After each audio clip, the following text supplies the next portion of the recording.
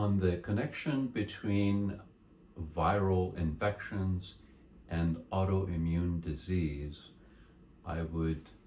refer you to watch my video on Epstein Barr serology and how the different antibodies are formed during the course of a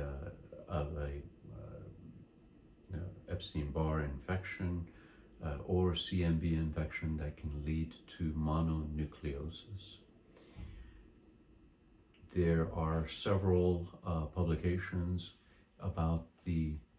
abnormalities in response to Epstein Barr and CMV infections in patients who suffer from autoimmune disease.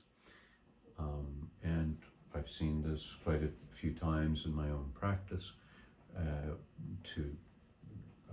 confirm what has been published, in that people who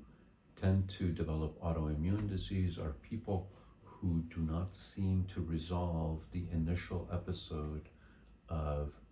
mononucleosis quite normally. And they can mount antibody response to the outer proteins on the Epstein Barr, on the middle proteins of the Epstein Barr, but not to the deepest sections of the Epstein Barr virus. So that what you see in the average individual who resolves an Epstein Barr infection nicely is that you see a good level of the viral capsid as well as a good level of the nuclear antibodies that will protect your body from different parts of the virus. People with autoimmune disease tend to develop the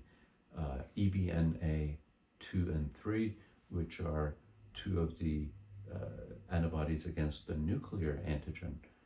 of the Epstein Barr virus, but not to what's called EBNA1.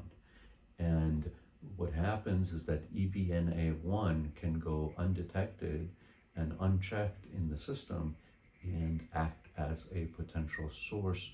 for inflammation. And the fact that this looks a lot like your own DNA makes a lot of people with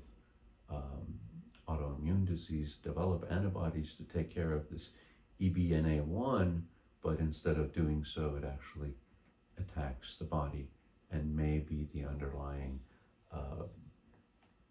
mechanism for the development of autoimmune disease in those who have autoimmune disease as a result of viral infection.